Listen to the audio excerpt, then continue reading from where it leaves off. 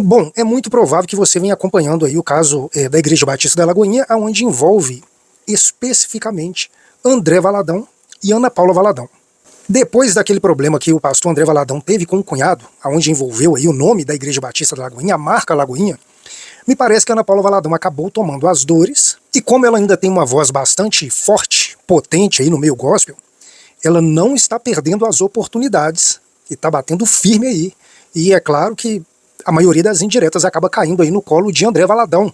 Ela veio em mais um congresso, aproveitou aí a oportunidade da mensagem e deixou aí um duro recado para igrejas que têm o modus operandi, como a Igreja Batista da Lagoinha em Orlando, e também deixou um duro recado aí para os pastores coaches, que hoje são a grande maioria das igrejas, principalmente as igrejas neopentecostais.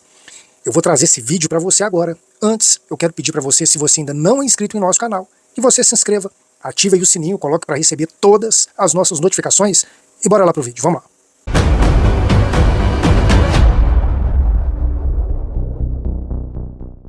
Eu gostaria de um tempinho aqui só para poder te explicar algumas coisas aqui.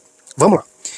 Até um pouco antes dos anos 2000, o tipo de teologia que imperava dentro das igrejas evangélicas brasileiras, principalmente as igrejas tradicionais, era uma teologia onde colocava o homem como mais altruísta, como mais essencialista, como mais moderado. E eles usavam muitos textos de Timóteo, textos das cartas de Paulo, lá do Novo Testamento, é claro, onde trazia mais uma forma moderada de se viver o cristianismo. Então o obreiro, o pastor, aquele que almejava o episcopado, ele tinha que ser marido de uma só mulher, ele tinha que ser essencialista, não dado ao vinho, não ganancioso, e colocava o homem numa posição mais humilde, não somente no sentido emocional e psicológico, né, não somente no sentido social, de lidar com as pessoas, mas também no sentido financeiro e patrimonial. E essa filosofia de vida dos apóstolos tinha justamente a vida de Jesus como exemplo, que poderia ter tudo o que quisesse porque era filho de Deus, mas decidiu viver o essencialismo, ou seja, eu posso ter tudo que eu quero, mas eu prefiro viver o essencialismo, porque esse é o equilíbrio da vida, isso segundo Jesus, e os apóstolos também pegaram aí esse exemplo e levaram para a vida deles. No início dos anos 2000, começou a entrar uma teologia dentro da igreja, que foi a teologia da prosperidade, que hoje se tornou a teologia coach, aonde tira os princípios filosóficos da vida de Jesus e dos apóstolos e levam mais para um princípio salomônico, lá do Velho Testamento, aonde a vida das pessoas era pautada por ouro, prosperidade terrena e poder. Hoje essa teologia vem imperando praticamente em 90% da igreja brasileira, sobretudo as igrejas neopentecostais. E por que isso está acontecendo? Porque os pastores que são dessa nova safra, do ano de 2000 para cá, quando eles se entenderam, saíram aí da adolescência para a fase adulta e começaram a ter uma certa maturidade bíblica, eles já aprenderam baseado não na teologia antiga, mas na teologia da prosperidade. Então eles simplesmente vão replicar o que eles aprenderam, mas isso não está diretamente ligado à conta deles, está diretamente ligado à conta daqueles que ensinaram. E hoje a igreja está prezando mais por resultados em si do que por caráter.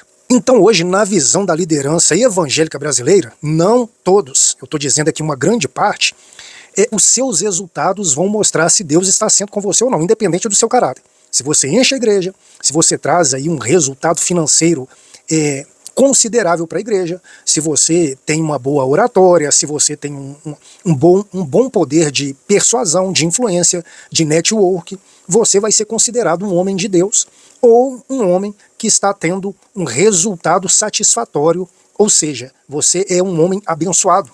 O pastor Márcio Valadão, é claro, é de uma remessa bem raiz da igreja evangélica brasileira, mas por causa de André Valadão, a Igreja Batista da Lagoinha mudou muito o seu aspecto, tanto no sentido de estrutura, de marketing, de imagem como igreja, como também no aspecto de teologia, no aspecto do ensino. E hoje a Igreja Batista da Lagoinha é mais vista como uma igreja coach do que uma igreja bíblica, tradicional. E por esse motivo, não somente por esse, mas esse é um dos motivos pelo qual a Ana Paula Valadão está batendo muito firme nessa teologia coach, que já praticamente tomou conta das igrejas, mas aproveitando aí, dando uma certa alfinetada no irmão, até porque, pelo menos para mim, não só para mim, eu creio que para a maioria das pessoas, quem deveria ter sido agraciada aí, vamos dizer assim, em ter recebido o legado da presidência da Lagoinha, deveria ter sido a Ana Paula Valadão, mas com seu marido aí na posição realmente de presidente, porque pelo menos dos Valadões aí, o mais coerente, o mais bíblico, o mais equilibrado para poder estar assumindo a Lagoinha realmente seria o pastor Gustavo Bessa. A Ana Paula Valadão esteve em um congresso e ela aproveitou para mandar esse seguinte recado aí para os pastores coaches. Confere comigo, vamos lá. Aleluia, eu quero dizer para você, eu não sei o quanto isso vai me custar, mas eu já me queimei no altar. Eu quero dizer que eu vi uma glória atrair 3.000 novos salvos num mês, que passavam de ônibus na avenida e desciam atraídos sem saber que prédio era aquele. Eu já vi a gente tentar entender o que estava acontecendo, porque era muito maior do que qualquer coisa que a gente tinha visto antes. Deus quer fazer de novo, Ele quer superar o que Ele já fez. Porque esse texto que veio ao meu coração, que eu vou abrir rios no deserto, caminhos no ermo, eu vou dar de beber ao meu escolhido, até a criação vai se alegrar. É o mesmo texto que diz coisas do passado, de quando seus pais atravessaram o mar a pés secos, foi grandioso. Assim diz o Senhor: eis que estou fazendo uma coisa nova. Está chegando a luz. Será que você não percebe? Pois hoje existem caravanas de pastores e líderes indo aprender em igrejas que batizam 2.000 pessoas no mês por causa de coaching, por causa de programação neurocerebral científica. Os CEOs do mundo que vêm ensinar como encantar a sua experiência ao entrar numa igreja. Luzes que não para te hipnotizar. O som de um teclado que não toca louvores, mas frequências que viciam o cérebro como dopamina, como droga. E tem gente achando que o culto foi uma grande bênção, confundindo a unção de Deus com um atalho do inferno. Tem igrejas fazendo associação com Mamon, pensando que é um parque de diversões que vai atrair as famílias e as crianças da sua cidade. Tem pipoca sendo vendida na porta para 500 mil reais por mês para um empresário. Tem franquia fazendo dinheiro. Eu quero denunciar aqui: não existe outra rocha. Não existe outra rocha. Não conheço do Senhor. Não existe técnica humana que possa nascer um homem de novo. Não existe outro nome pelo qual importa que os homens sejam salvos. Eu desafio qual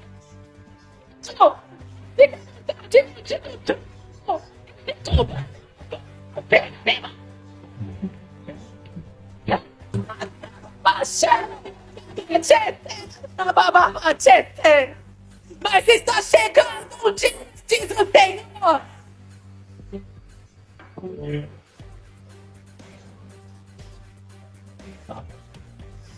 Está chegando um dia em que todas as obras vão passar pelo fogo.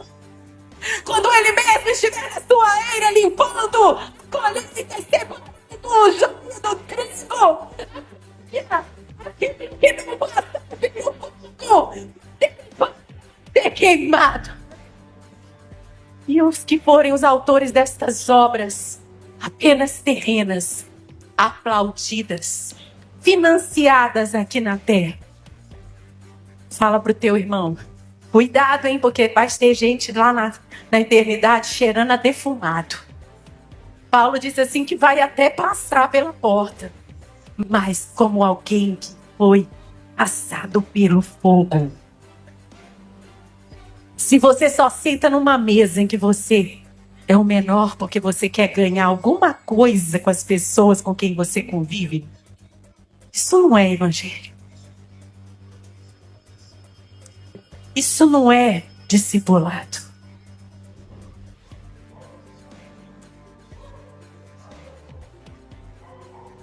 Eu quero sentar numa mesa de pessoas melhores do que eu. Mas sabe quem elas são? São os intercessores.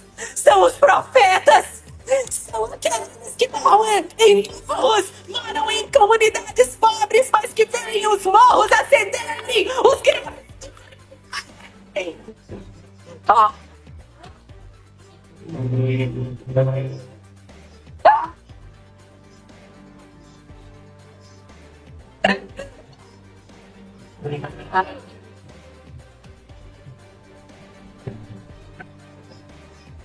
Você quer mudar de igreja? Porque nessa casa você Deus está, você Deus está, você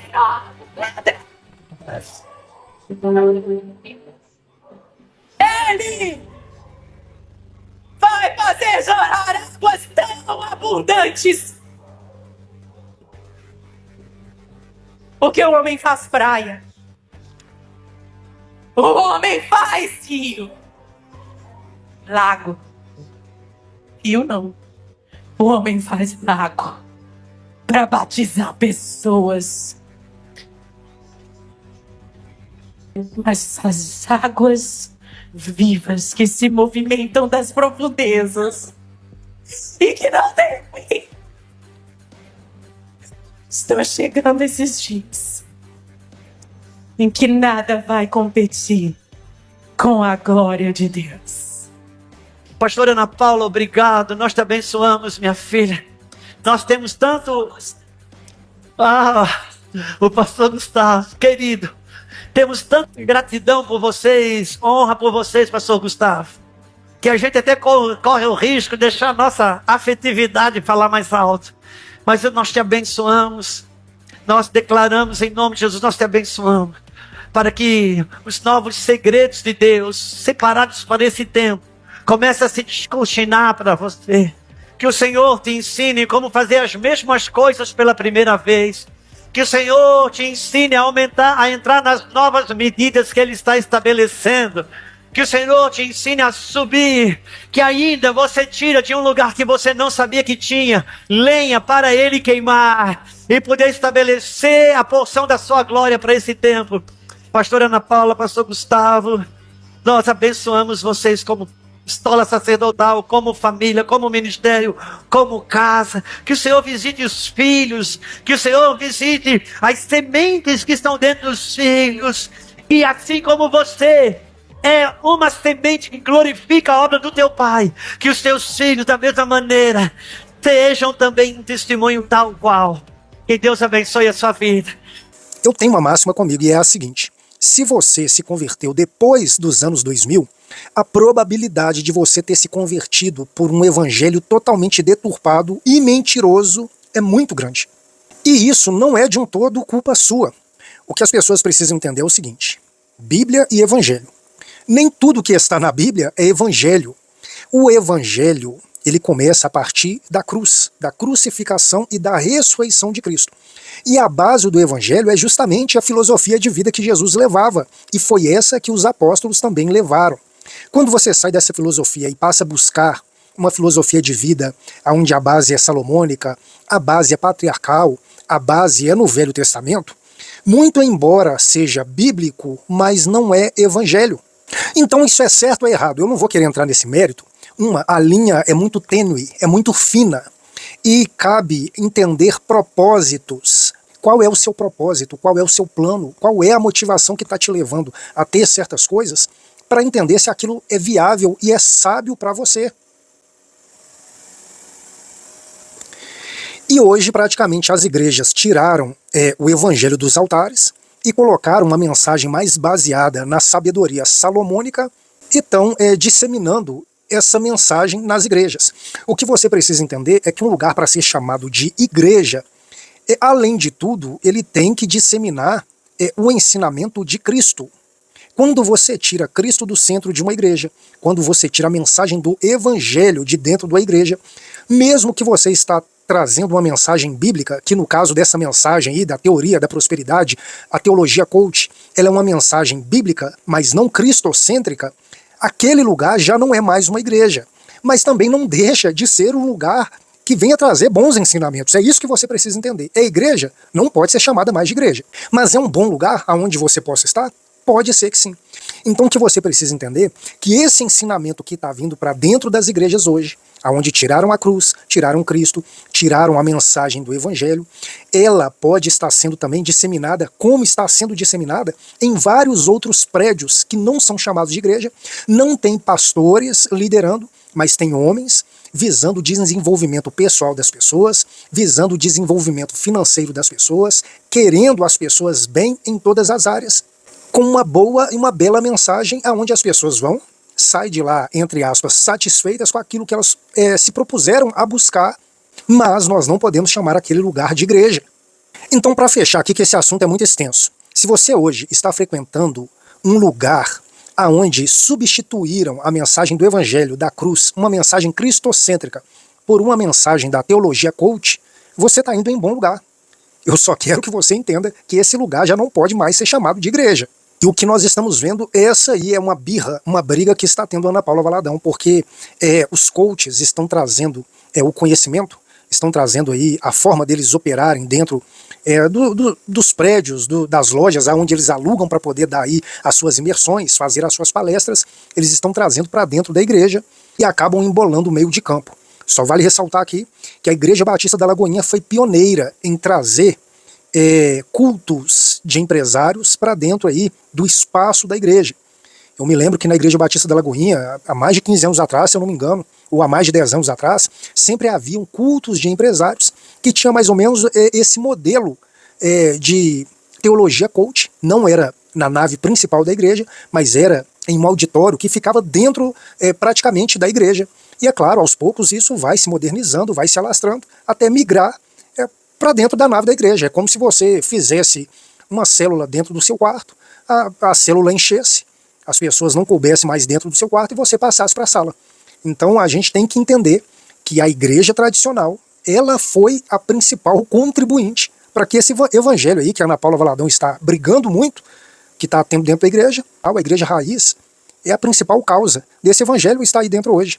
Ou seja, para mim a Ana Paula Valadão está enxugando gelo, porque é você fazer parte de um sistema e querer brigar contra ele. Não dá certo não. Quero pedir para você, se você ainda não é inscrito em nosso canal, que você se inscreva, ative o sininho, coloque para poder estar recebendo todas as nossas notificações, dê um toque aí no botão curtir para nos apoiar. Esse é o canal Roberto Dias. Estou te esperando aqui no próximo vídeo.